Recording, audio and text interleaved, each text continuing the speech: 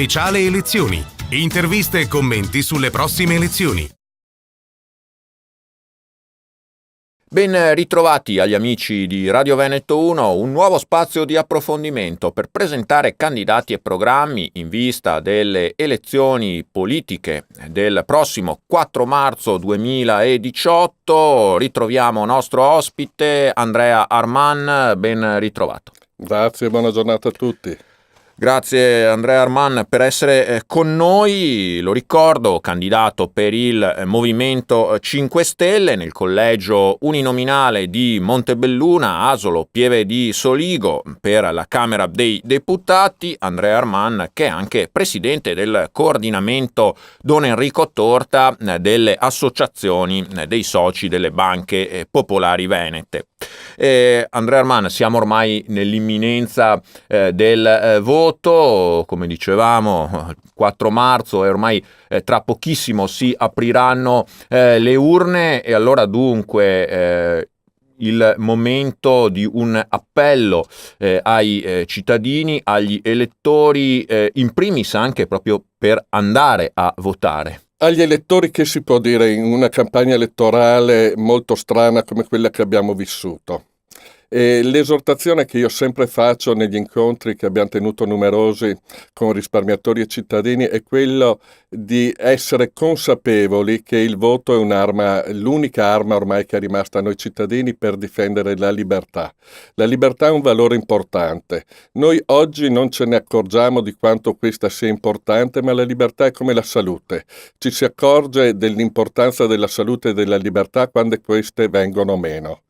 Oggi noi abbiamo poche possibilità come cittadini, ripeto, una è rimasta ed è il voto. Usiamolo in maniera consapevole, usiamolo con una visione che vada oltre il vantaggio che viene promesso in questi giorni, dove tutti promettono qualche cosa, ma è chiaro che poi non potrà essere mantenuto. Ma un voto non deve essere fatto per prendere 80 euro domani, un voto deve essere fatto per dare una visione di gestione della nostra società che sia coerente col dettato costituzionale, con la nostra tradizione, col nostro sentire, con la nostra felicità, perché attraverso il voto noi gestiamo anche la felicità, non solo la libertà. E a maggior ragione questo vale per i veneti e per i risparmiatori azzerati delle banche venete? Ai risparmiatori è inutile che io faccia questi discorsi, perché i risparmiatori moltissimi mi hanno seguito in questa campagna elettorale dove siamo stati censurati. Noi abbiamo fatto oltre 20 incontri con mai meno di 200 persone, con picchi di 500 persone, quindi i risparmiatori ben sanno quale sia la posizione del coordinamento, la mia posizione, quale sia la volontà di tutelare i loro interessi. Però gli interessi dei risparmiatori sono gli interessi di tutti i cittadini, perché tutto il ceto medio, che è la classe portante del Veneto, è composto da risparmiatori. Oggi magari non sono stati colpiti dalla crisi delle banche, ma se non prenderanno coscienza e si difenderanno, domani saranno colpiti loro.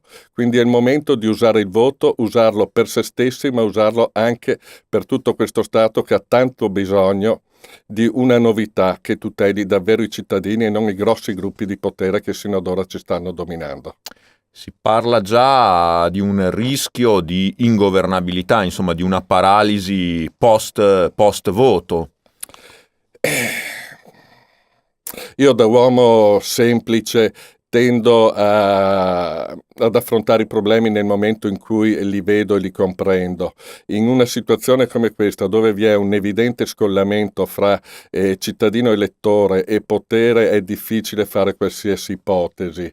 Se ci sarà una maggioranza, si agirà conformemente a questa, viceversa alla necessità si crea l'organo. Non credo, mi pare che si vada a perdere troppo tempo a parlare di cose future ed incerte rispetto a problemi seri, per esempio il problema del credito, il problema delle banche, il problema del continuo impoverimento del ceto medio, che sono problemi attuali e non sono stati dibattuti in questa campagna elettorale.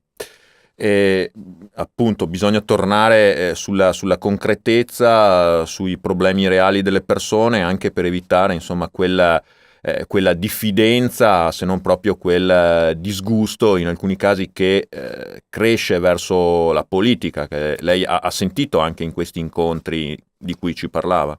Bisogna affrontare i problemi uno alla volta, se sono troppo grossi spezzettarli, ma risolvere le questioni. E negli incontri pubblici talvolta ci viene detto: ma voi che cosa ne pensate dell'euroscetticismo e di tanti altri argomenti molto vasti? Io mi astengo dal rispondere. Perché? Perché da cittadino, come quasi tutti i cittadini che ci stanno ascoltando, non conosco i trattati internazionali, buona parte dei quali sono secretati, non conosco tanti aspetti di quei problemi così vasti che dare un parere per far finta di conoscere mi sembra una cosa ipocrita e sleale. Io parlo di ciò che conosco, io parlo dei problemi che abbiamo vissuto. Il problema del credito è un problema vero, è un problema che ci farà del male se non lo affronteremo per tempo. E concentriamoci su questo per il momento, come cittadini veneti che già abbiamo pagato.